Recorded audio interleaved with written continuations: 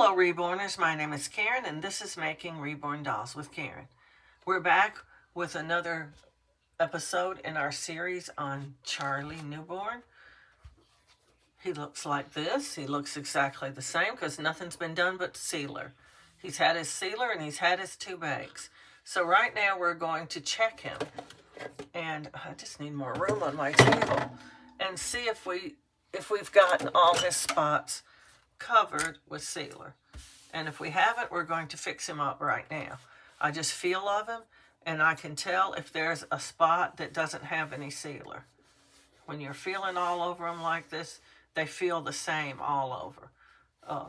Now you can't feel up in their nostrils and not much down in their ears. We just have to count on that we did that right. But what we're feeling for is something that feels like bare vinyl, because he no longer feels like bare vinyl. He has a slight texture to him, not rough. I don't know if you've ever used any sealer before.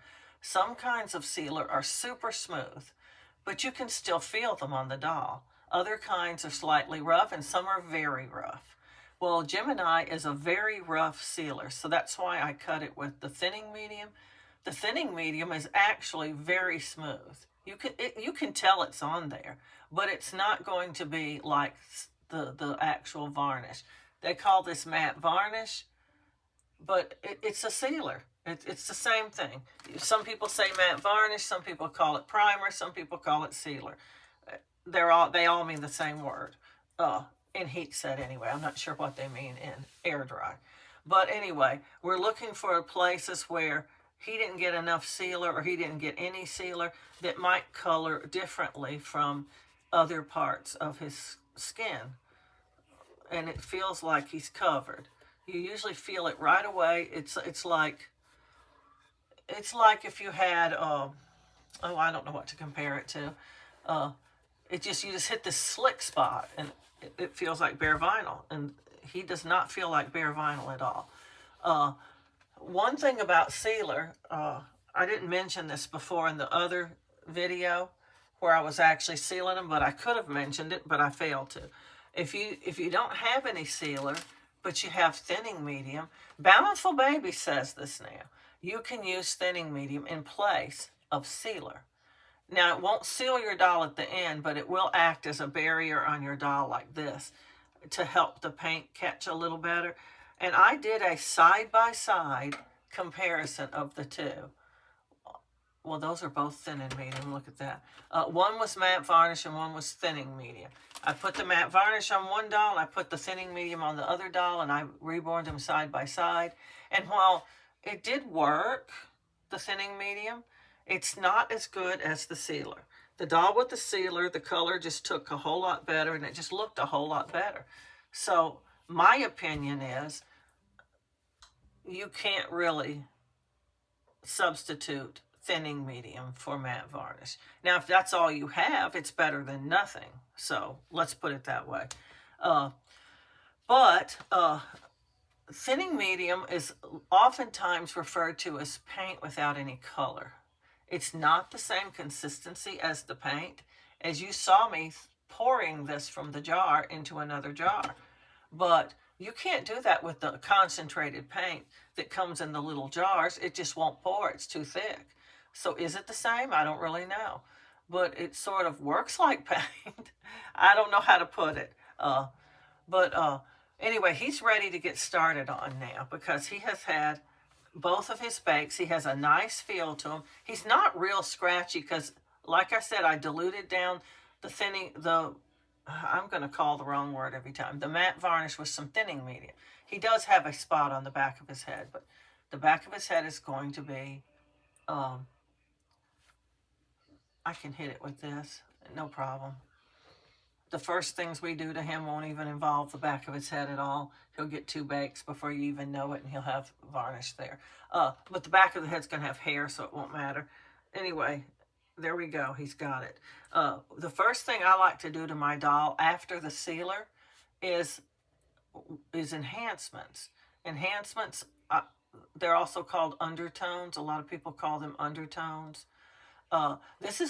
In this step, we're looking at the doll to see what are their features. Dolls have different features. Like he's got dimples here on his arm. around his elbow. This one as well. Sometimes they have them around their knees. He has a line there and a couple of lines there. They also have some in other places. Now, any sort of a feature that your doll has, if you like it and you want it to show more, you're going to need to enhance it in some way. Now, if you think it's too grouchy, like if you thought his face was too grouchy, you wouldn't want to be trying to enhance his grouchiness, because it's just going to make him look more grouchy. And if you think it's, oh, just so adorably cute, you might want to enhance it to make it stick out or show.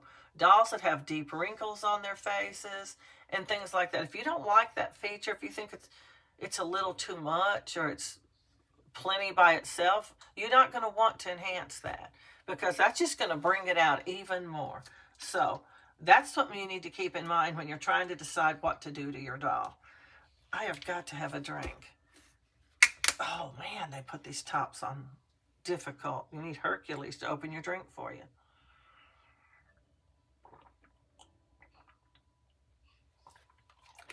But I'm going to be doing a lot of things to Charlie that I personally don't normally do to my dolls.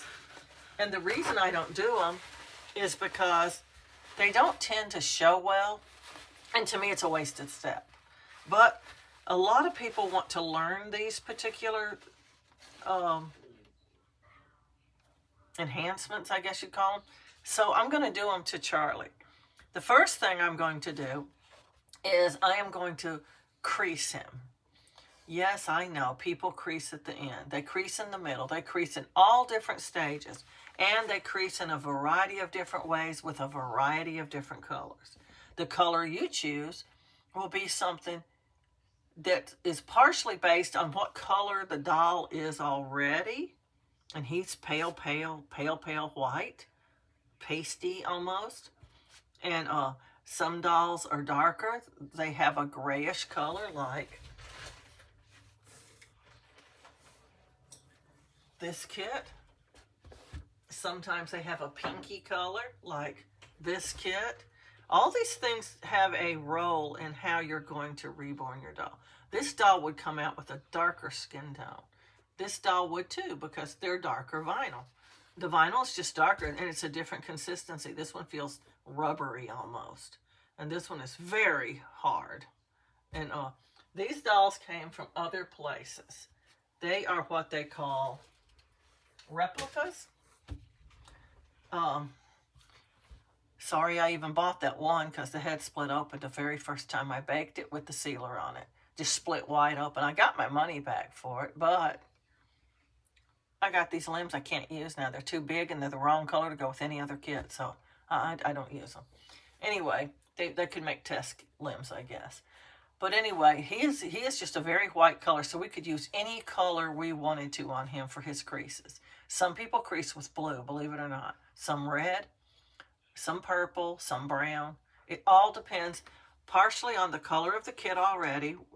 Basically, will the crease even show? It's what you're wanting to find out. If you're wanting to use a light color and the kit's already dark, the crease you're putting on there is not even going to show. So it doesn't even matter if you do it or not. So, okay, the second thing you want to know is, want to consider, is what color are you going to make the doll? Are you going to try to make this a dark, say, biracial baby, or are you going to keep it as a Caucasian baby? Or there's many other ethnicities you can pick. You could pick Oriental, or, I mean, there's actually a map you can get. I've seen it. I've never gotten it. And it's just divided by colors. The map is colored in areas so that if you're going, I want this baby to be a Hawaiian baby, let's say, it will have a color code on Hawaii. And then you look up the color code and you can see what sort of color you need to put on your doll to make it look like it's from there. And I don't have that map, but I've seen it. And I don't know where to get it either, but I have seen it. But I usually make almost every single doll I make Caucasian, because that's the only real ethnicity I can do well. So I like to use a color, and even if you're making a white baby, you can make your creases different colors. Some people, I actually watched a lady, and every color she put on the doll, she also put in the creases. They were just darker of whatever the baby color was going to be. So if she put a layer of yellow on her doll, she'd put yellow in the creases. If she put a layer of purple, then purple went in the creases, because she wanted the creases just to be a darker version of whatever the skin color was. And that's fine. Everybody has their own idea. When I get a kit, I look at them and I go, okay, this looks like a boy to me. Most dolls do look like a boy to me. It's I didn't really equate it out this way until I heard another artist say it. Being a mom of boys, you tend to see boy in your doll more. And I think that's the reason why. She said it, and I thought, that makes sense. I see boy in almost every doll. Some of them I already know. If they have a boy name, I know they're supposed to be a boy, and if they have a girl name, they're supposed to be a girl. So I try to stick with that. But sometimes I just can't. And then there's the dolls that don't even have a name. They have something like Sweetie or Cutie or Precious Gift, or you don't know if they're supposed to be a girl or a boy. Sweet Pea. You would think Sweet Pea would be a girl, but still it doesn't mean it is. Anyway, you have to decide. So when you look at your kit, you usually get a vision of it in your mind. If you've seen the prototype, you might get that vision. I've done it before, but sometimes I see past that and I'll see, oh, this is how in my mind I envision this doll looking. You'll envision a sort of, at least I do. I guess I have a descriptive type of mind, I don't know. But I'll see a vision for this doll. I want it to look this way, this way, this way, this way. You know, I'll see a hair color. Sometimes I don't see the hair color till I'm ready to put the hair on. And I actually lay the hair on by the head and see which one looks better. But a lot of the times I go, I see this one as a brunette, or I see this one as a blonde, or whatever. And so you'll have this vision in your head and you'll want to work toward that. But most of the time, especially this early on, you won't have a vision for creases. I know I pick my crease color by what I've used before in the past and how I liked it. And you may do that too. What I'm going to suggest, I use a pencil for my creases. Some people use eyeshadow. Some people use pan powders, which is a type of powdery paint. Some people use just regular paint. And I use pencils. The reason I use pencils is it's very neat and it's very precise. You can get it exactly where you want. There's no running. Paint tends to run, and it's messier. Pan powders are extremely messy. I find eyeshadow doesn't stay. It comes out. And so I use a pencil. And I went online, and I'm going to just be naming out some places. I'm going to tell you all the places pretty much that you can get things cheaper than you would get them from a baby site, from a baby company. Now, Bountiful Baby is almost exclusive in the fact that they have everything that you need, almost. You might come across something in your mind that you think you need or want, and they don't have it. But everything you really, really, really need, they have it. So it is a one-stop shop kind of, sort of. But you're going to pay a lot more money for some of that stuff than you really need to pay. So with Charlie, we're going to be using a variety of different products that I got from a variety of different places. So I'm going to tell you where I got it.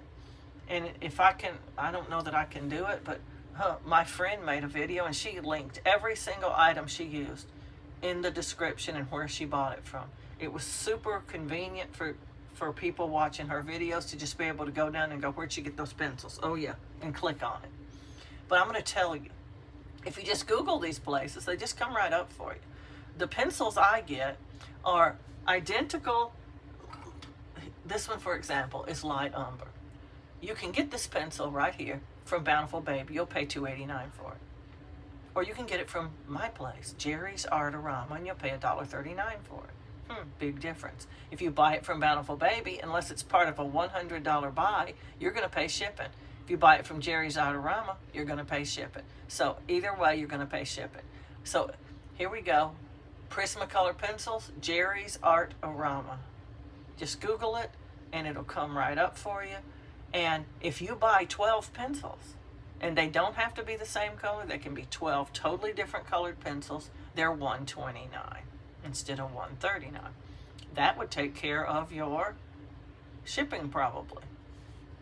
Anyway, they have every color you can think of.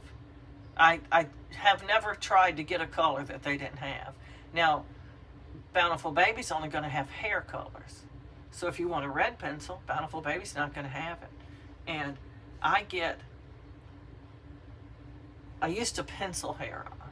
And when I penciled hair on, I used dark umber and light umber for my browns.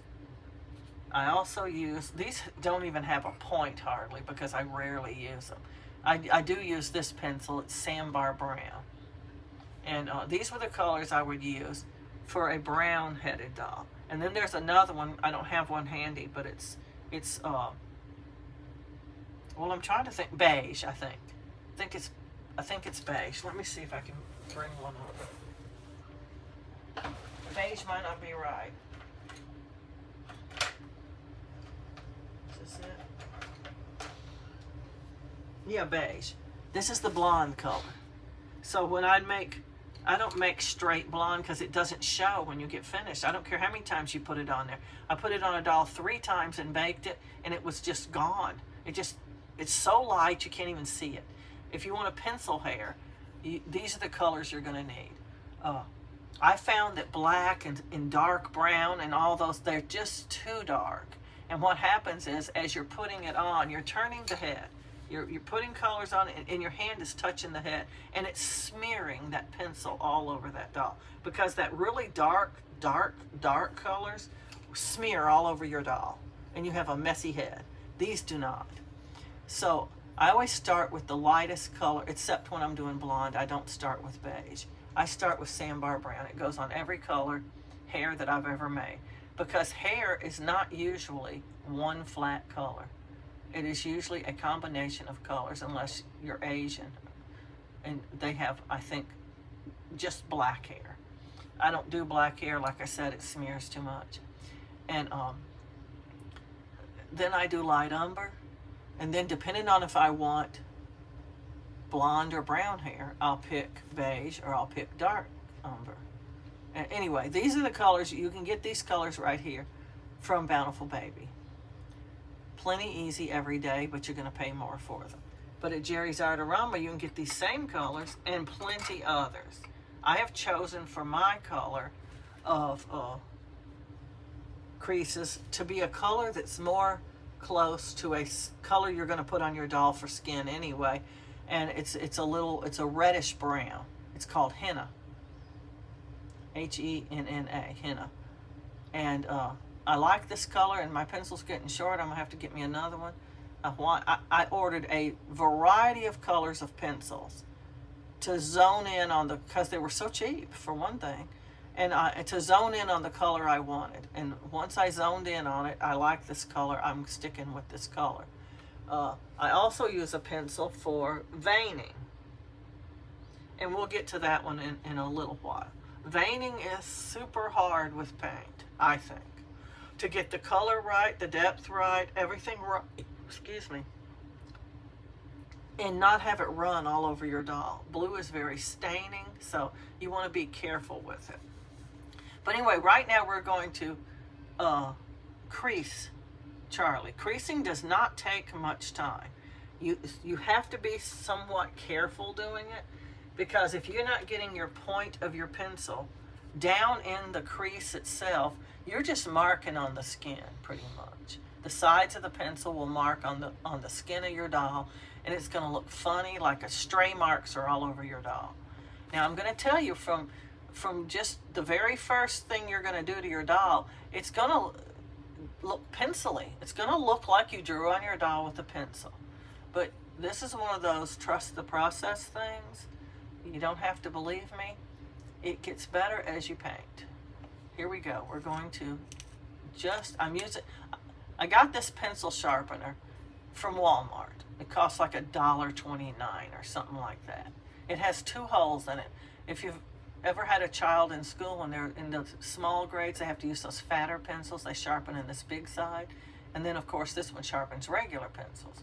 But once you get a point on your pencil, even if it's super dull, you can just sharpen the point a bit, and this bigger one, it doesn't sharpen away as much pencil, believe it or not, because there's a space between where the sharpener's going to touch the sides of the pencil and where it's going to touch the point of the pencil. This other side just shaves your pencil down to nothing before you even get a point. Believe me, your pencils go fast enough. You don't need anything helping you whittle them down. Okay, we're going to start on Charlie. I like to start right on the feet or the hands. What we want to do is we want to give some of these little wrinkles and lines color, because then they'll show when we're finished painting. So one thing I do is I go between the toes because I want them to look like they're separated. And by having a little bit of color in between them, I'm going to show you in just a second, you're going to have what we call definition between the toes. Am I out of swabs? No, I'm not. Keep you some pointy swabs on your table. You can get these at Walmart, Equate brand. They're very cheap. Yeah, you can get them from Bountiful Baby. Sometimes you want to smudge your crease and sometimes you don't. It's a preference. Smudging the crease makes it look less pencily right from the get-go, but it also lightens it a whole lot. So you're largely going to control how dark your crease is by how pointy your pencil is and how hard you press down. So, okay, I've enhanced between the pinky toe and the next to the pinky toe. You can see a difference here than you can here. That on my fingernails where I poked my finger with the needle. It made a black mark on my nail. Anyway, this one's not creased, this one is creased. Maybe you can tell the difference. I think you can. So, as we're painting and going along with our painting, we're going to be able to tell that there's a little bit of a definition between his toes. It doesn't take a long time to do this, but you have to be careful. One thing you don't want to do is mark all over his skin with your pencil. And if you're not careful, you will. Make sure your pencil point is down in that crease before you start moving the pencil.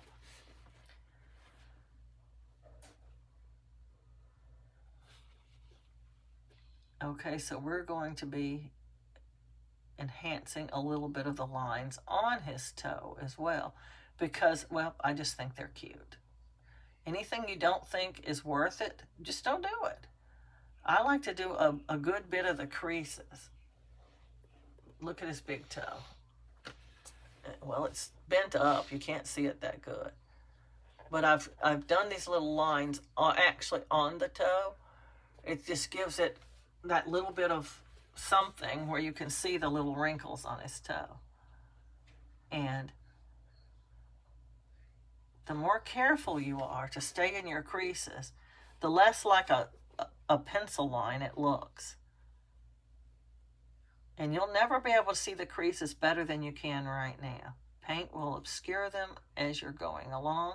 So if you're trying to wait to the end, you won't see as many creases and you won't be able to enhance as many creases because you won't even know they're there.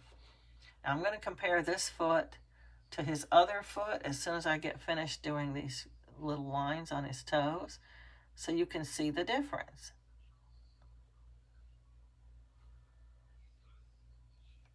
Okay, I'm going to put them side by side. I'm going to try to tilt it a little because you can't, his toes are turned up. And then I'm going to show you this one. I hope you can see them both. Maybe it's too close, I don't know. Sometimes I think it's too high or too low. I can't really see the monitor that well because the lights are so bright around here. It just washes it out. So what you're seeing and what I think you're seeing can be totally different things. Now that is pencil-y looking. I'll tell you right off the bat it is. It looks like somebody took a pencil and drew on your doll. But don't worry. As you're painting, your paint is rich with paint thinner. And paint thinner, plus baking. Baking makes everything lighter. That doesn't mean go super dark, though. because it's going to get lighter. It's much, much better to put lighter coats of things on and just replenish them later if you need to. Now see, I've done a few on the side of his foot. What creases you do is it's just an option that you have. It's a preference. Like, I like to do these, I don't like to do those. Just do whatever you want. I like to do a good many of the creases because, believe it or not, some of them are going to be obscured by the colors that you put on there. Not because you put paint on it, but because the paint was dark. So it might be obscured. If there are any creases that you really, really, really feel like you have to have, you may have to do them over again at some point. You may have to freshen them up. You won't have to necessarily re-crease the entire doll, but some of the creases will not show at the end. That's why I like to do a lot of creases, because I want certain. Now, some of these are so superficial that they don't matter. You can do them. Sure, you can do every single crease on the doll, but they're just not going to, even enhance, it's going to look kind of funny because they're so superficial. They're almost just a little tiny indent on the doll. It doesn't even count, I don't think, as a crease. It's more of a wrinkle, let's put it that way. Yes, I like wrinkles on the baby. Little newborn babies are quite wrinkly, and a lot of their wrinkles show. But some of the wrinkles are going to show anyway because you painted the doll. And so paint's going to get down in there, it's going to color down in the little crease, and it's going to look fine. Now, what number, like I said, whatever amount of creases you want to do, that's how many you should do. You just do the ones you like. Now, I love to do the bottom of the foot. Now, since we enhanced the front of the toes by putting the lines on the toes and putting definition between the toes, we need to carry that definition as much as possible to the back of the toes too. We need to be able to tell that the back of the toes are separated too. And it's a little harder on the back of the toes. They're bumpier, and you're going to get some on the toe. That's why we keep our little Q-tip standing by. We want to take that off of the actual skin of the toe. We don't want to be able to see that the skin of the toe has got a red mark on it. Okay. Now, on the back of the toes, I like to do these little lines that show that he has joints in his toe. Now, you can't do all of them, but they're just too tight and too tight of a spot. Sometimes you have to skip one, or you could skip them all if you want to, but I like to do them. Now, I also like to do these wrinkles that are up at the top of the foot. They would correspond to these wrinkles right here on the palms of your hands. And they look cute enhanced, and I enhance them because I like it. So, here we go. We're going to do as many of them as we think are feasibly possible. If we don't like some of them, we're just not going to do them. I don't do all the way down to the heel usually. It's too much. I just pick a point where they start to be very superficial, and I just stop. Kind of like that. Now, we've done the entire foot, but we haven't done anything to the leg. He has all these creases in his legs, as you can see, and even around his knees. So, to get down in them, sometimes you have to bend. You don't want to put a lot of pressure on your vinyl, but sometimes you have to bend it out a little like this to be able to get into that crease. And we're just going to put it in there the best that we can.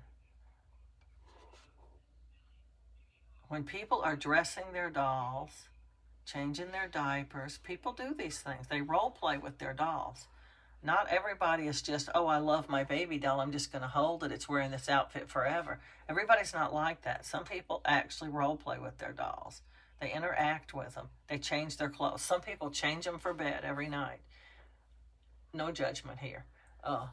But they want to see the little enhancements and stuff that is on the doll when they're doing that. And that's why we do them. for the customer mostly. Okay, so now on the knee, we can choose. He's got these little lines that indicate that maybe if he was a real baby, he'd have a wrinkle there.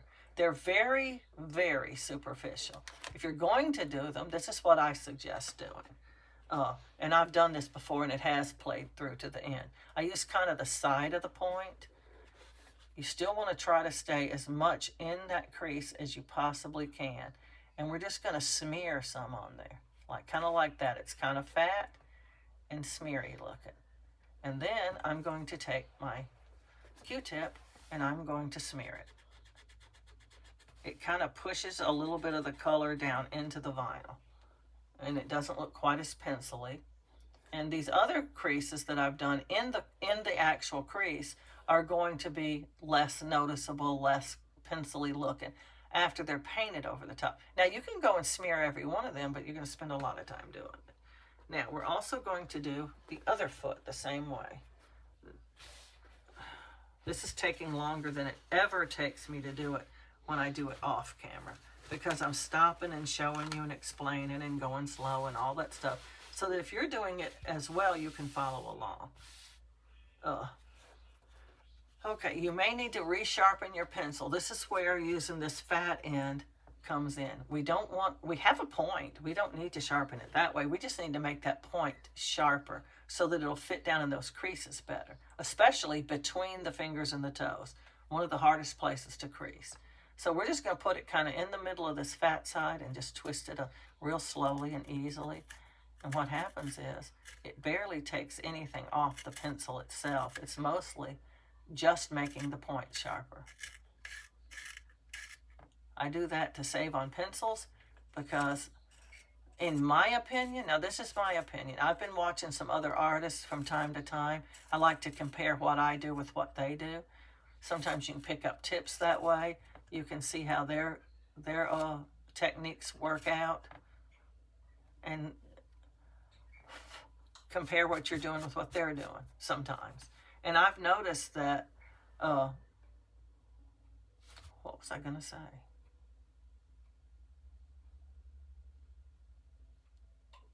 I don't know, I lost it. Something about pencils, I think. But,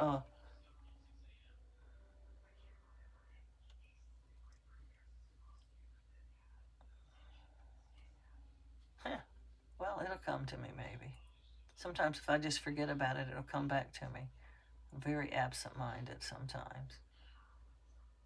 Might be my age. I don't know.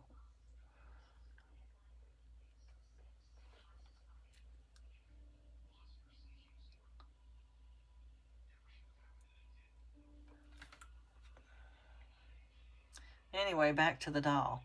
There's only a certain amount of things you can do to a doll in one step. These steps that we're taking, I consider it one step. It's one step until you bake. You're going to go, step one, we're going to do this, this, and this. Step two, we're going to do this, this, and this, But at some point, you have to stop and bake, or you're going to lose what you've done by trying to do too much to the doll at one time. And we don't want that. Um,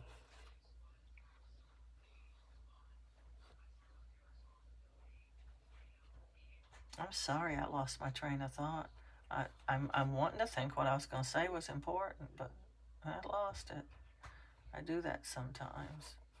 We all get older and we start to lose stuff.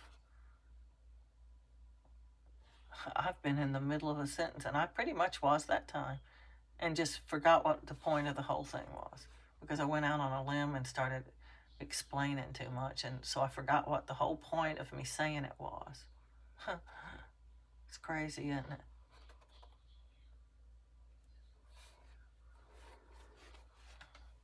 We want to take our time doing this. I am going slower than normal, but it's because I'm showing you things. But we don't want to hurry to the point where we are sacrificing quality on our doll. We want to make our doll the best that we can. Are we perfect? No, we're not. Can we get close to it? Yes, we can. That's something my mother taught me. you strive to be your best, and then if you do fall short, it's not so bad. If you just, she used to tell us when we were in school, if you're trying to just pass the test, that's basically all you're going to do is pass the test. But if you're trying to make a good grade, if you're trying for an A, you're trying to get every single question right, you might actually do it. And even if you do fall short, it won't be so bad. You'll get more questions correctly. So she goes, don't just study a little bit, study a whole lot. That's what she used to tell us. I know I already did these toes, but they're too light. I'm doing them a little darker. See, I'm going a lot faster on this one because I'm not showing every little thing to you because you saw it on the other leg.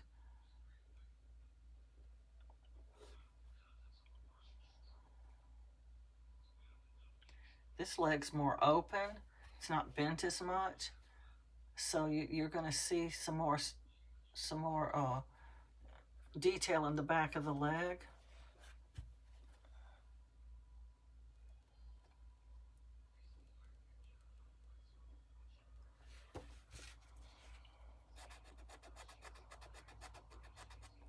You'll see as we're painting, I'll point out from time to time that some of the creases are still showing or they're not showing.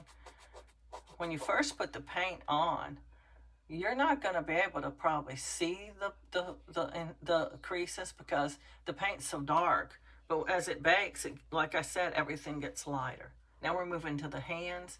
Now on the hands, they're a little different because you can fold your hands so many different ways. And see, like right here where his thumb is folded down, it makes these creases. And then there's the in between the fingers and the creases from the hand and the fingers themselves. There's a lot more creases on the doll's hand. I have to get some more drink. Y'all excuse me.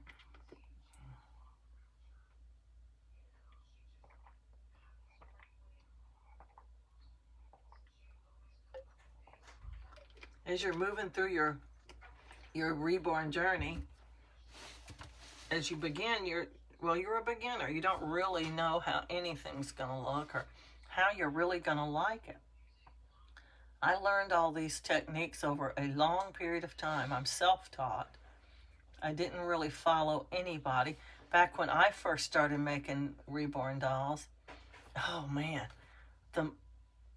what people were doing to their dolls was just ridiculous. You wouldn't even believe some of the techniques people used. I thought, well, I guess the first thing I need to do is watch a bunch of videos. That's what I told myself. So I proceeded to do that. And I saw everything that you can think of, plus a whole lot more things you never would think of. Like this one woman had a bucket or some about this size, and it was full of the flesh color. And she just held her doll over it with a great big paintbrush you'd paint your walls with, and we're going to do this really fast like that. And I thought, well, okay, that's ridiculous. It was running off the doll. It was just messy.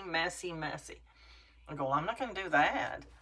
And then, of course, some people used paintbrushes. Some people used sponges. All different. You just didn't know what to do because every video was totally different. You rarely saw the same thing twice. That's how it was way back when I started. And it was just ridiculous. So I decided, okay, I'm just going to try a few little techniques. I'm not doing that bucket thing, for sure. I tried sponges. I tried paintbrushes. I tried everything. So finally I decided, you know what? This is my art. This is my journey. This is my time. What do I want to do? And I decided I don't need to follow anybody. I need to figure this out myself. Plus, everybody had a different view on creases. Everybody had a different view on where to put blue, where to put, what kind of paint to use, how to mix it. Confusing. It was very confusing. So I decided I'm going to figure this out by myself. And boy, did it take me a long time, let me tell you. It wouldn't have taken any less time if I had been following any of those people, because I would have had to jump from one artist to the next to figure out which way was the best. So I decided to figure it out on my own. I got me some paint. I got me some jars. I knew right away I didn't want to throw away all my paint at the end of every paint session. So a lot of people use paint palettes, but you can't cover them up. You can't save it. It's no good to me. I don't like it. I'm not the kind of person that throws stuff out. My mother taught me to be frugal. We grew up poor, and we had to be. We didn't waste things. We had no other choice. So I couldn't make myself pour out that paint. I couldn't do it. So I got me some jars, and that's what I do. With heat set, you can save your paint. And especially if you got a super good color and you want to use it next time, because every time you mix your paint, you're probably going to mix it a little different from the last time.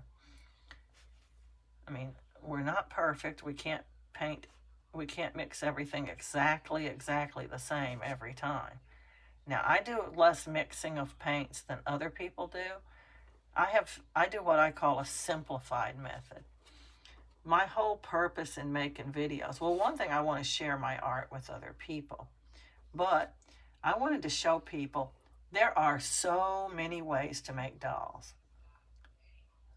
Everybody has a technique, or what they call their process, and you don't have to do something because it's popular. You can if you want to, but you don't have to. I'm here to show you there's another way. There are many other ways.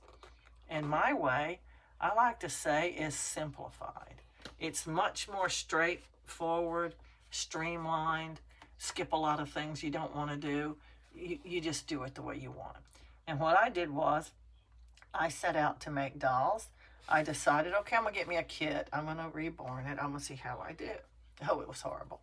But I had to learn, because there weren't any reputable artists that I could find that shared. I mean, there were plenty reputable artists. I'm not saying there weren't, but they didn't share their work. They weren't on there teaching you.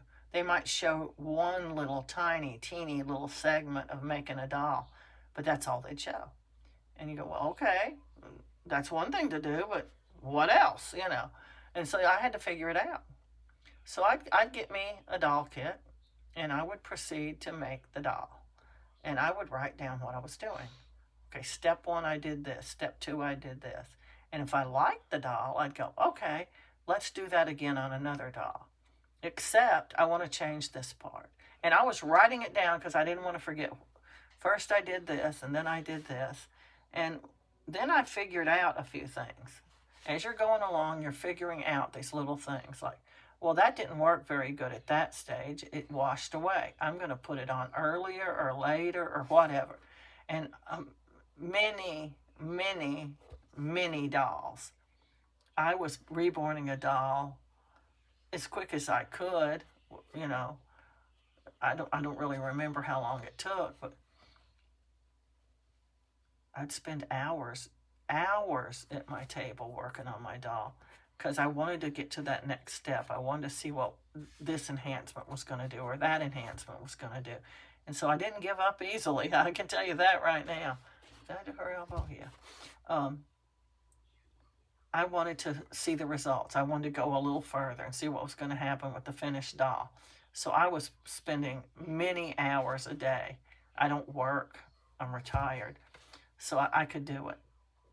And I found it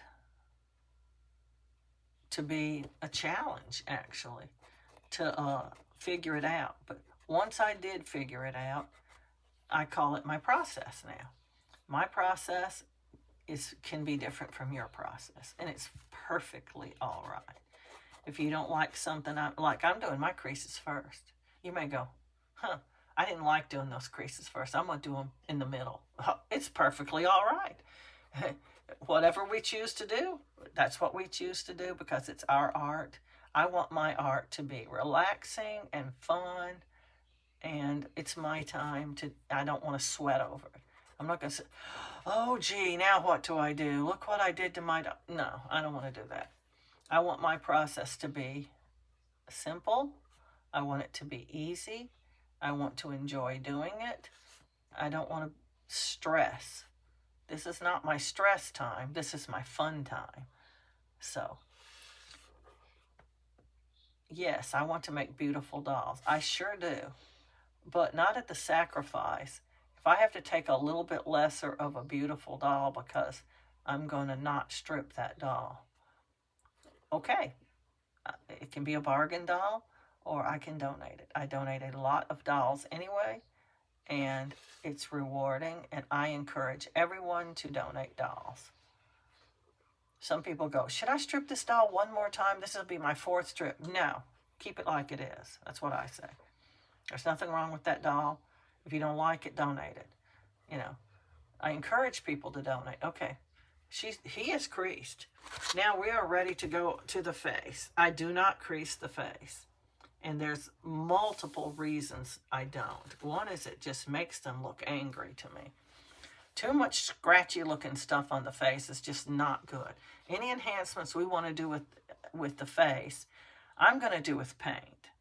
There are very few exceptions when something just really needs to be enhanced on the face with a pencil. But usually I do not mark on my doll with a pencil on the face. It's just my preference. So we're ready now. There's not much more we can do to the arms and legs because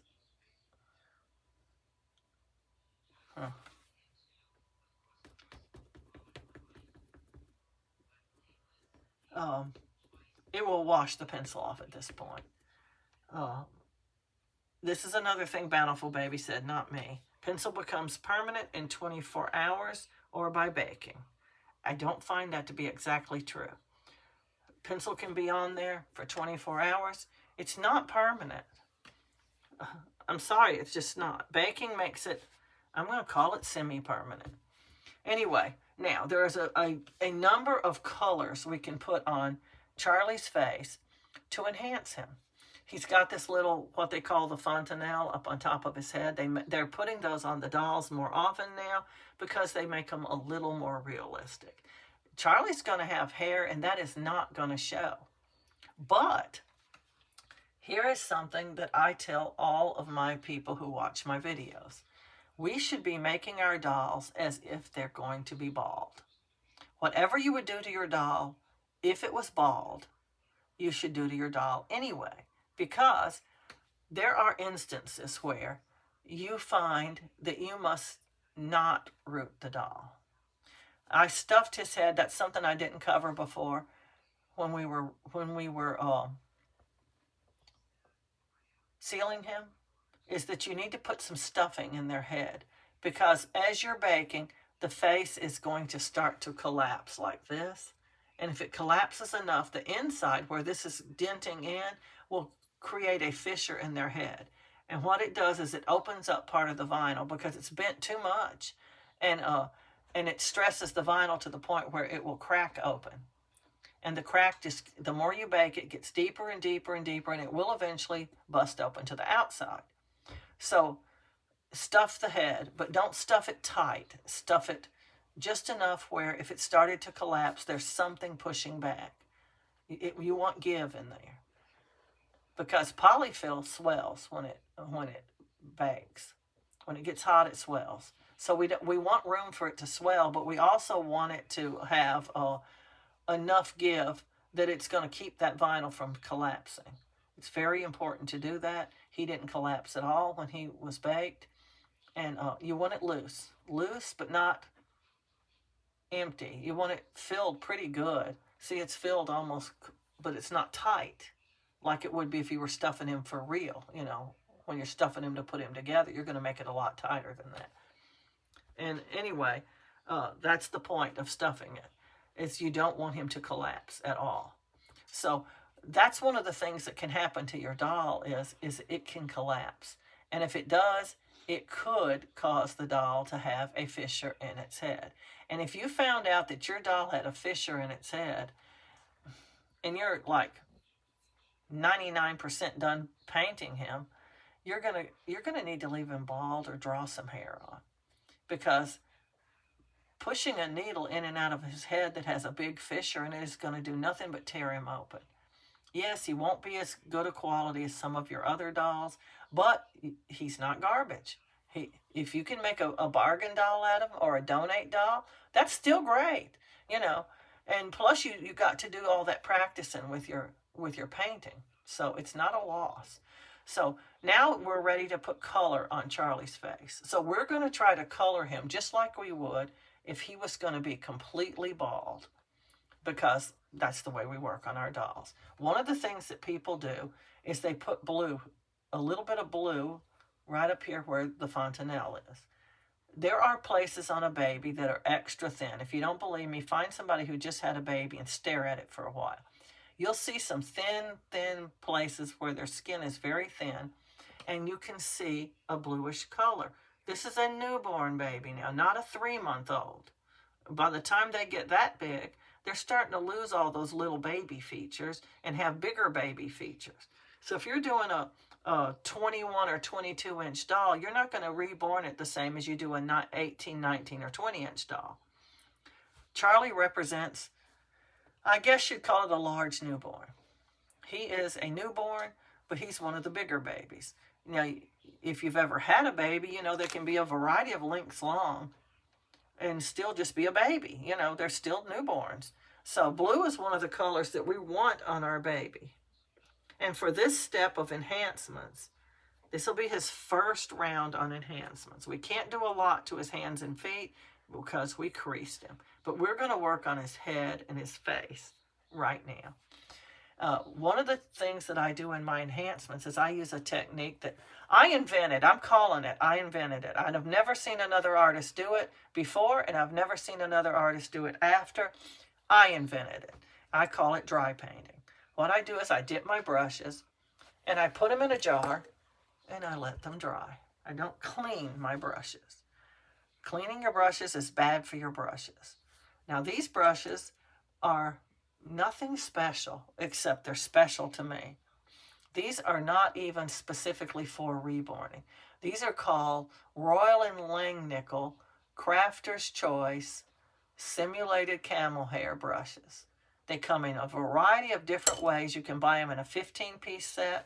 You can buy just the half-inch. You can buy the big, fluffy 1-inch and the half-inch and a 3/4 inch, I think, together in a set. There's several different sets you can buy from different places.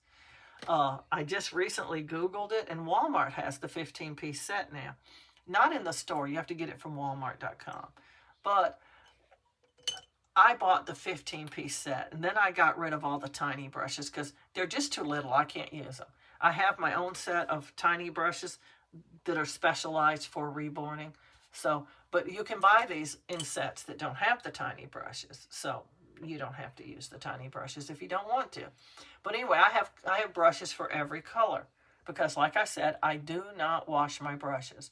Paint thinner is what you have to wash them with, and it's bad for your brushes. You have to stick it in paint thinner enough to get your color. And why would you wash the color out if you're going to use dry brushing? I need it to dry in the brush. So anyway, I have a blue one. I haven't dipped it in a while, but I think it still has enough blue on it. I'm going to try to put a little bit of blue up here on Charlie's head at the top up here. Now, there's a rule about blue. You can follow it or don't follow it. Some people do, some people don't. Some people like their blue to really, really show. Some people want it to be vague. It's a preference. But usually the accepted rule is if you can see it on camera, it's too dark. A lot of things cannot be seen on camera. They're still there, but you can't see them. And they're supposed to be that way. Blue is one of them. Blue is a harsh staining color. You want to make sure that you're putting the blue where you want it. Because if you're putting it away from where you want it, you may not can remove it. So, I'm going to put a little bit on his little fontanelle here. We're looking for the illusion of blood under the skin. We're not looking for dark blue streaks on our baby. You might not can see the blue, but you can tell it's a little bit different there. It's very vague, and any sponge that you used for blue, this is completely dry. It won't get any blue on the doll. You want to pounce it a little bit. We don't want anything harsh. Now that's going to show. Blue is also a darkening color. So if you want to darken some part of your doll, you want it to show, but you don't want it to be outrageously blue. You can put a little blue under, and it will make that area slightly darker when you put paint over it. So blue goes there, kind of like that. I don't know if you can see it, but it's going to be lighter when it comes. Excuse me, I have hiccups. It's going to be lighter when it comes out of the oven. Also, people put blue in a variety of other places. One of the places I put blue is on the forehead. The forehead is one of the thinnest places that they do have skin. And, well, they have skin everywhere, but you know what I mean. It's some of their thinnest skin is on their forehead. Once again, we're not looking for a baby that looks bruised or abused or dead. We want the blue to be vague. It looks kind of dark right now. You may or may not can see it at all. I don't know. But it's going to get lighter as he bakes. Okay, purple is another color. That's all the blue I'm putting on my doll, except I will put some on the feet later. Purple is another color that people put on their dolls. A lot of times it's called eyelid purple. So literally you can put it on their eyelids if you want to. But I don't see it. Mostly people use purple for a darkening color. Shadowy looking things. A lot of times they put it right above the brow ridge right here to give a little highlight on your doll that it's a little bit darker there. It's not going to look purple ever. We're going to dab it. We don't want the purple look. We just want the shadowy look. They also put it down in the crevices down here. Any place that you would like it to be a little bit darker than normal, you can put a little bit of purple down in these little recesses around his eyes. You can put it there. Or not. It's totally up to you. Some people want to put it on the lips of their doll because it will darken the lips very rapidly. I don't like rapid darkening of the lips because it's a very delicate process, in my opinion. See, you might not can see purple, but his eyes now in his eye sockets look a little shadowy. That's the look we're looking for, the shadowy look. Some people put it purple around the nose. It's very difficult to do that and do it properly. I usually don't do it, but you can. I'm going to try to do it here. We want to keep us a Q-tip, very handy. I'm doing this one side, and then I'm going to show it to you. I'm going to dab it with this Q-tip a little. Almost everything we put on a doll has to be dabbed because it's harsh if you don't. Now, I don't know if you can tell, but this side has a shadowy look to it, and this side does not. It's purple, but it's not going to stay purple. I don't usually do this step because I do something else to their nose and it interferes with that. But I'm doing it because, well, I said I was going to do literally everything to Charlie so you could see how it works.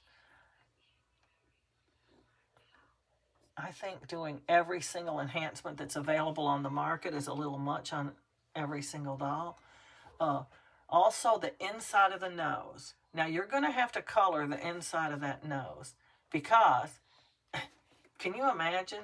I don't know if you can see inside its nostrils. The whole doll's colored, but the inside of the nose is not. It's going to look extremely strange.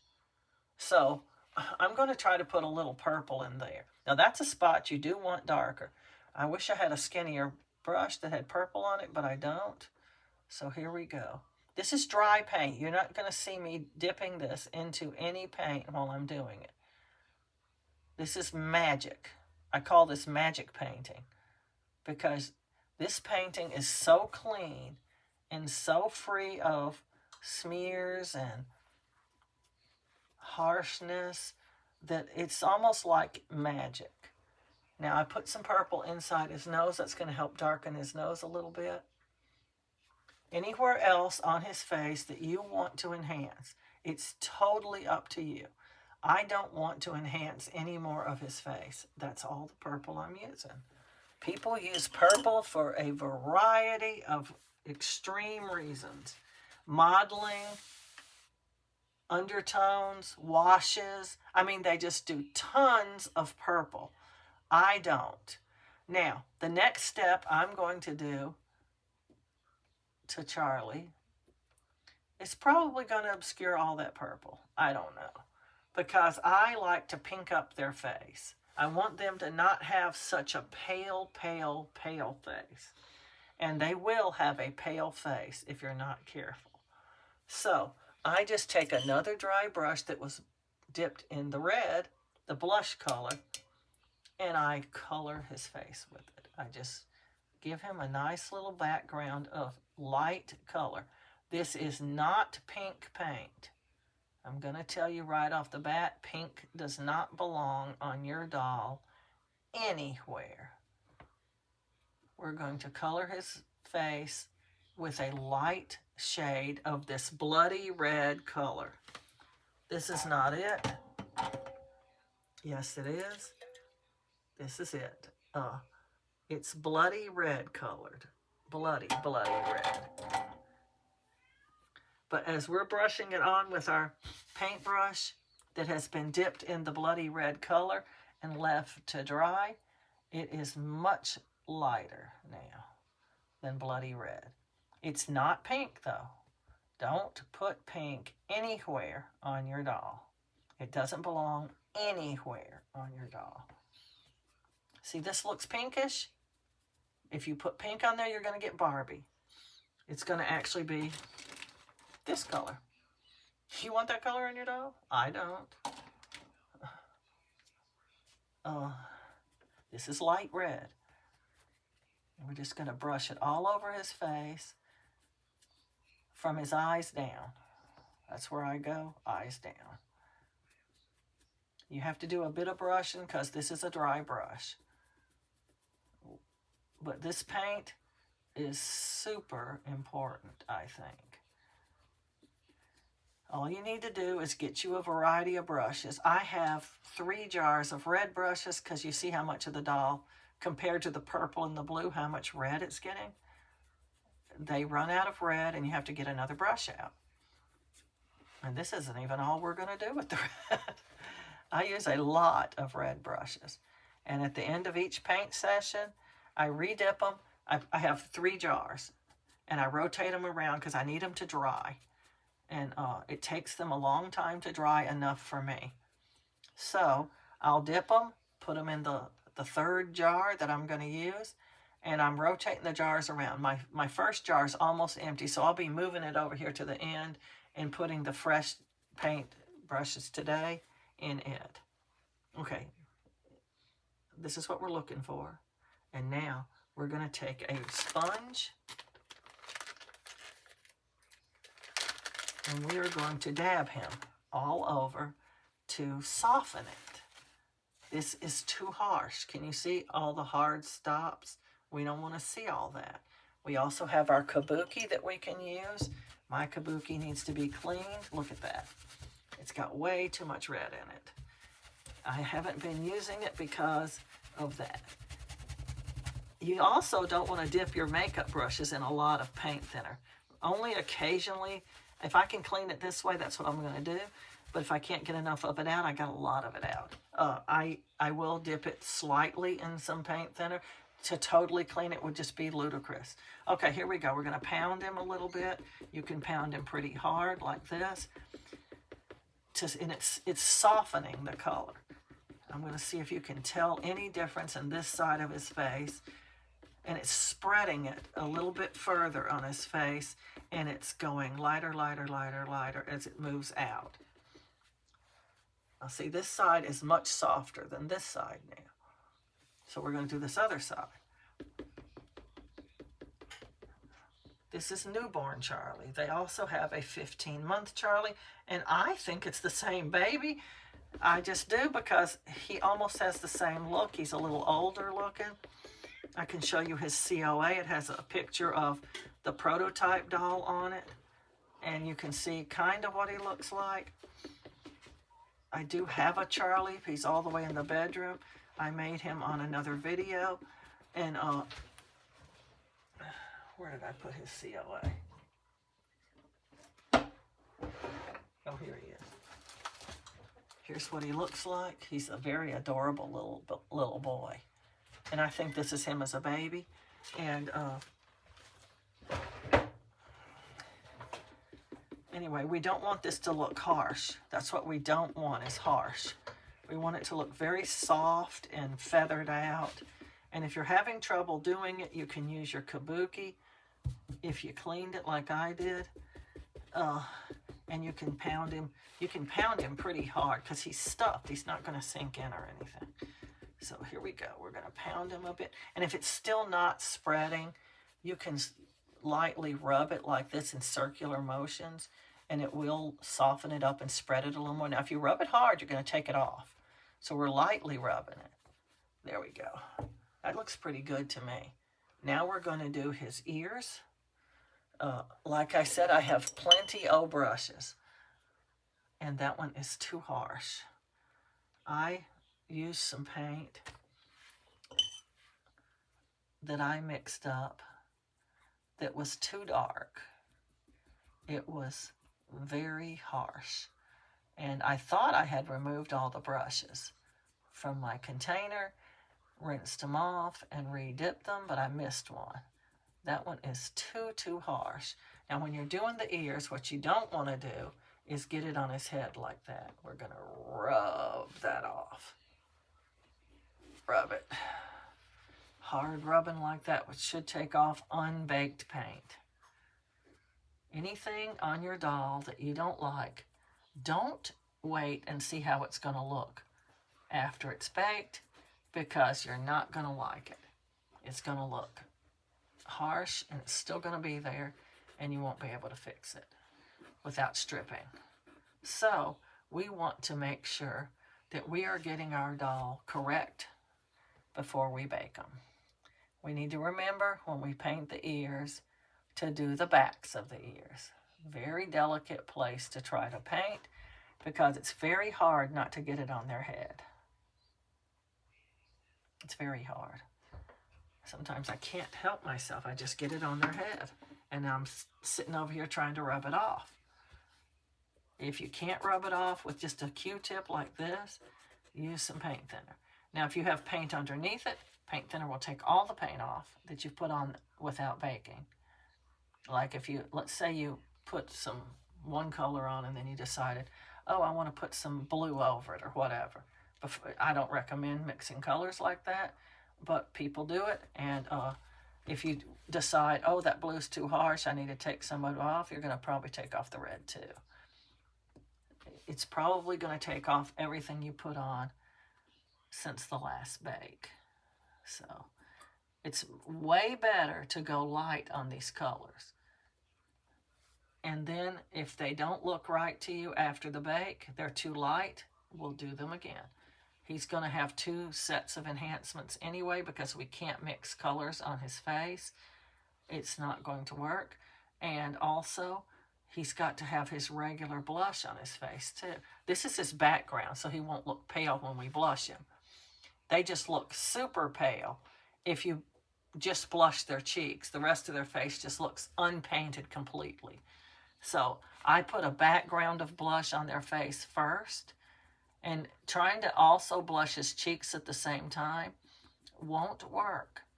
It just makes a harsh, ugly, rashy looking thing on his face, or the second blushing takes off what you already put on, and it's not a good look. So we will do it. We will be doing his enhancements in 2 steps. This is step 1, where we're just doing his background color, pretty much. And then when we come back after the bake, we will be ready to do his regular blushing on his face, which will be somewhat darker. This will almost not even show when he comes out. It's just, like I said, giving him a background color so that when you do paint him, he won't be super pale. His cheeks in comparison are going to be so much darker than the background color that they just look washed out or something. I don't know how to put it. So I decided I had to put a background color behind it. All of these things that you see me doing are completely optional. You do not have to color the ears. I like it. Ever since my son and daughter-in-law adopted a little baby, I stared at her a whole bunch, at every stage almost, so I could see, what does she look like now? How much modeling does she really have? How much realism do you need in your doll? All these things are going to play into how you reborn your doll.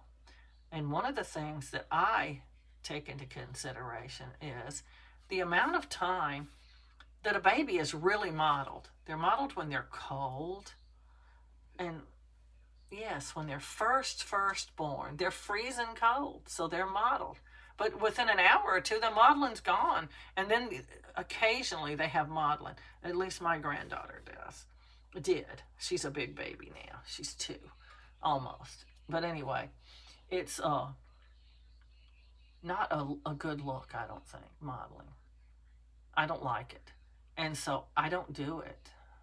But we can pretend to do it. I can make a modeling sponge and pretend to model. All you do is take a sponge and pull holes in it and put your paint on it and just do it around on your doll until they have funny looking alien spots all over. I just can't keep any sealer in that spot because I'm rubbing his head all over the table. That's the reason. There, I covered it. That's all I can do to his face, except his lips. Now, the lips are special to me. And here's what is important to know about lips and nails. I use a different paint. It's the same paint, it's just mixed different. This paint in this jar this is what I dip my brushes in. This is what I use for the dry painting and for layers on the doll. This paint is mixed with paint thinner. This paint is only mixed with thinning medium. 2 totally different products. Thinning medium comes in a jar like this. It's thick. Paint thinner, of course, as you know, is a liquid. And the consistency of the paint is different. This is more red, as you can tell. It's highly concentrated red. So we're going to do his lips and nails right now, and you're going to see what I mean. Let's try to keep our table cleaned up as we go along. All these brushes need dipping again, so I will be dipping them probably after we go to baking. I will dip them in here in this paint, and I will put them in the jar. My jar is now empty. See, I have a bulb syringe for each color. I have a kabuki for each color. And I have bunches of red paint brushes. This jar, and this jar, and this jar. Like I said, I rotate them around so that I always have a brush to use. The other colors, I use so little of it, I can paint 4 or 5 times, and whatever I use out of that, you can't even notice it. But the red, super used. So anyway, let's clean up all this junk off the table and try to keep our table clean. I'm not good at that. I'm a slob. Okay, so I need my skinny little paintbrush. Where is it? Where have I laid that? Oh, here it is. This is one of the brushes I said was a specialty brush. Now, I have a bunch of different specialty brushes. And this one I got from Bountiful Baby when it was on sale. They are too high to buy if they're not on sale. Watch Bountiful Baby for sales, because you're not going to get any good prices if you don't. Okay, I'm going to try to hold him without laying him on the table, because I just put that sealer on his back of his head, and I don't want to wipe it off again. If I do, I'll just put more on. But now, to put on your lip color, what we want to do is put the thinnest layer on that we can. Literally, it doesn't even have to show. You can tell you're putting it on there because it's coming on wet. This is wet paint. So we're going to be using the tiniest drop we can get on our brush, like that. Can you even see a drop on there? Probably not. If you can see that you have a drop of paint on there, you probably have too much, literally. So I'm just going to lay him down. If I wipe that off his head, I'll put it back on again. We're going to follow his lip line to the letter, because going outside the lip line is non-productive. I figured that out from doing a lot of different dolls and going, wow, his lips are crooked. I think I'll make them straight. Well, it doesn't look right when you're done. So to the letter, no matter how ugly and funny looking you think they are. Yes, plenty of people go out of the lip line. I have regretted it every time I did it. You want to paint the entire lip line and nothing more. And if you're going out of it, you need to wipe it off with a Q-tip or something and make sure you are getting the smoothest covering of paint that you can get. We don't dab this, so it has to be ultra thin and ultra smooth. We just have to continue and continue to smooth it out. I barely let my bristles touch the paint. Like I said, it doesn't even have to show after the bake. It's there, and that's what's important. Paint sticks to paint. Keep remembering that. Think of your sealer as one of your coats of paint. And keep telling yourself, paint sticks to paint. And ultra thin layers is the way to go because it looks the best at the end. Don't worry, you don't have to build the lips that rapidly. They don't have to, you have plenty of layers to go to be able to build his little lips up and make them look smooth and pretty. And it works out best if the layers are super thin. Some people wait to the very end to do their doll's lips. I don't get it. I don't understand why. Because then you have to do a bunch of bakes just for skin, just for the lips.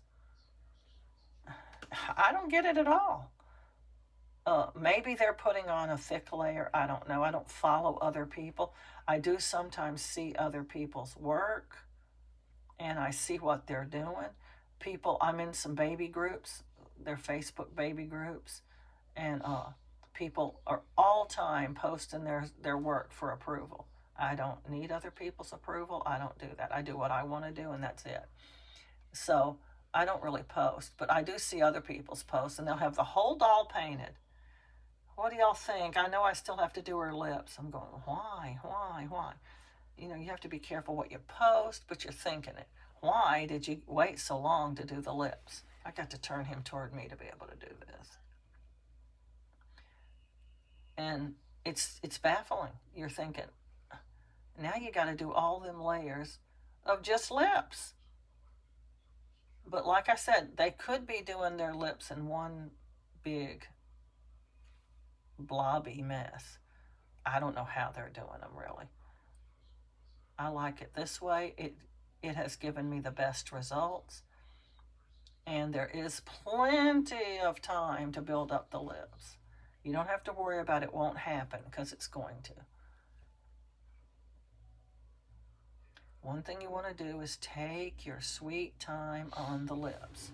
And when you get out of the lip line, wipe it off. Have you a swab at the ready. And not that one. I'm going to have to break out some more swabs because I'm running out in my cup here. But we want to keep it very clean and sharp. We want all the edges to be very sharp and pretty and clean. We don't want anything outside his lip area. And that looks like it is to me. If you're not following the lip line to the letter, you're going to be sorry later. Just take your time. This is one of the steps that can take a lot longer than any other step, especially the first few layers, because you can't really see the lip line that well. And that's why we do it from the beginning. You'll never see the lip line better than you can see it right now. Never. Because all the layers of paint are going to obscure the actual lip line. And you'll be following some other line that you think is the lip line, and it won't look right when you're finished. So, we want to get it right. And that looks good to me. I'm also going to put a little red right on top of that purple. Yes, I'm going to do it. Inside his nose. The colors we put inside his nose, I choose them very, very carefully because wrong colors in there can make it look very strange. Think about what color is the inside of your nose. We can't really see inside a baby's nose unless we just splay it open some kind of way and stare into it. But on a vinyl doll, it's just open all the time. You can see it. So you got to try to pick a color. Pick a color that you want it to mostly look like. I pick red. That's what I want it to look like because that's the color I think a nose should look like. And we're just looking for the illusion that it has the color of an inside of a nose, really. So there's his lips. Very smooth. Now there's little lines on their lips, just like you have on your lips. And when your lips are chapped, they show a real lot. You want to make sure you're not leaving puddles of paint in that little lined area, because if you are, it's going to look like he has very chapped lips. And unless you want that look. Okay, Charlie. I'm going to try to get a little more sealer on the back of your head again. I can't tell if I'm doing it. Yep, it's on there. Okay, that's all we can do to his face this time. So we're moving on to his hands and his feet. We're going to color his nails. Same thing for the nails that we do on the lips. You can see the nail beds. You can see the borders. You can see it very, very well right now. So what we want to do is we want to put a very thin layer, but we want all the nails to have an even coat. We don't want this one to have thick and that one to have thin and this one to have hardly any. You know, we just don't want that. We want them to match. So we're going to put the thinnest layer of nail color we can on the nails as well. Very, very thin. Same thing applies here that applies to the lips. After about the third layer, you'll start to be able to really see it, and you'll be going, yeah, that looks really smooth and good. If you're getting too much on there, just take your brush and wipe it on your paper towel on your table, and then go back over it again, and it'll pull some of that off. Be very careful not to go outside the nail bed, but also at the same time, be careful to make sure you're painting the entire nail. Even one time skipping part of the nail will make it not look even. Now this, like I said before when we were talking about it, this nail up under here is going to be hard. It's touching his hand, and it's underneath almost a shelf. His fingers are forming like a shelf over the top of it. So we have to be super careful how we paint it and make sure we're getting the whole nail and we are not getting it all over his hand or his fingers.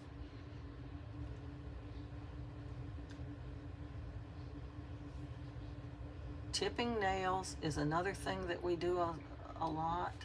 It's not required. Some people don't even paint the nails. They leave them natural flesh color, I guess you'd call it, the same color as the rest of the baby's skin, and that's an option if you want to do that. I personally paint them. I'm dabbing that because it's too dark. Some parts of it is way dark compared to this other nail I already painted. It's very hard to paint up underneath here, but we need to get it painted. Okay? It's not the end of the world if one of your nails ends up darker than the rest of them, because as you're painting each individual layer on the doll, if one's considerably darker than the rest, you can just skip that one that time around. And it will be, and if you have a little bit, a tiny bit too much on your brush, just dot it on another nail like that, and then it'll go for that nail when you get there. It really takes very, very little paint to paint these nails. Very, very little.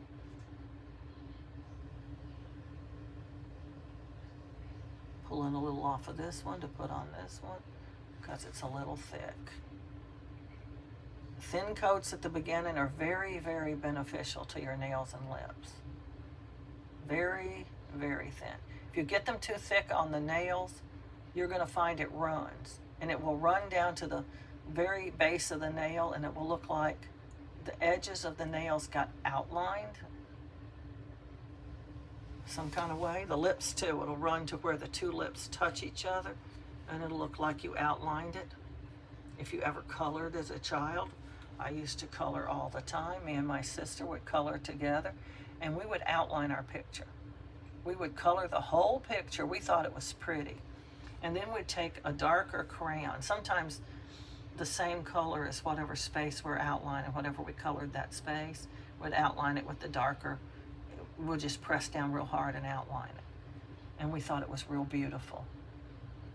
Of course, now I'd probably think it was ugly, but then I thought it was, oh, so good. You know how you're looking at it through children's eyes, you know? And all you see is that you think it's beautiful.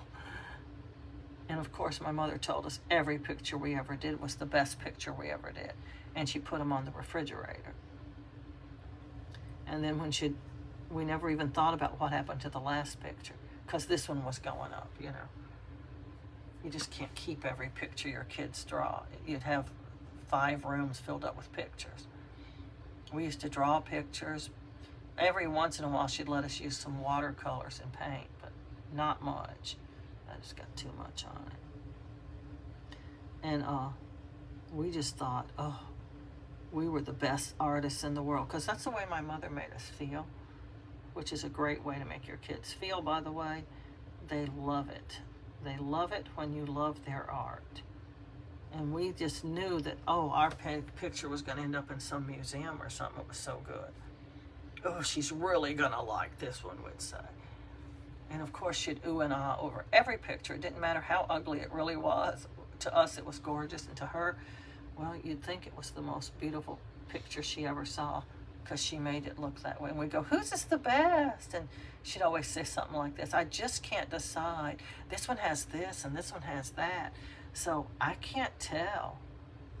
They're so good. And we just feel so good about ourselves.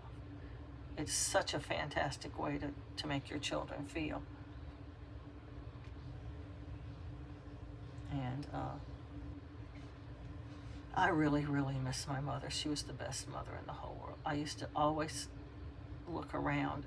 You know, sometimes you'd go to school, it would be open house or something, and you'd bring your parents to school with you. And literally everybody's parents were there. Only a few kids had parents back then that worked.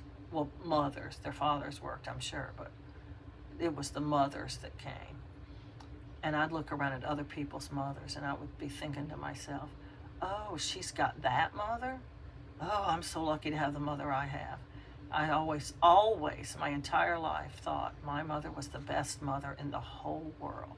And that's the last thing I told her before she died. I told her that story. I think she was a little bit afraid, and I wanted her to be at ease. And I talked to her to put her mind at ease, I guess. She knew she was dying. We knew she was dying.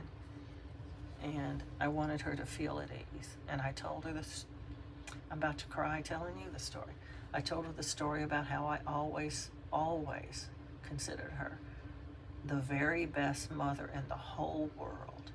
And how I didn't understand how God gave me the best mother.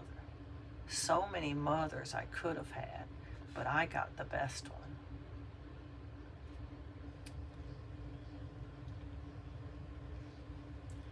Yep.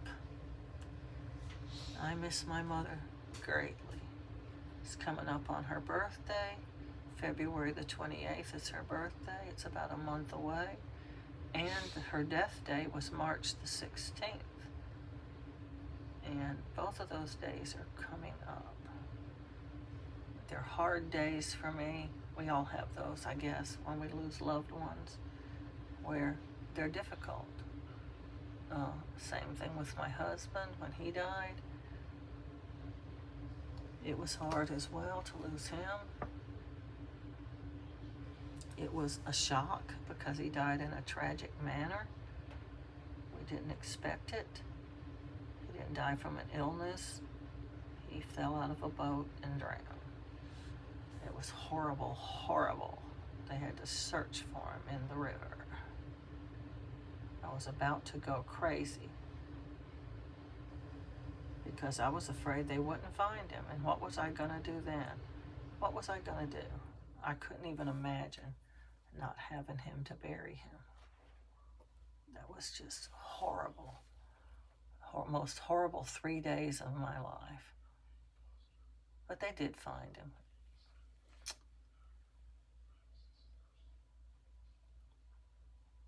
He was only 50. I've been without him about 20 years now. Let's see, this year will be 21. May the 28th, it'll be 21 years.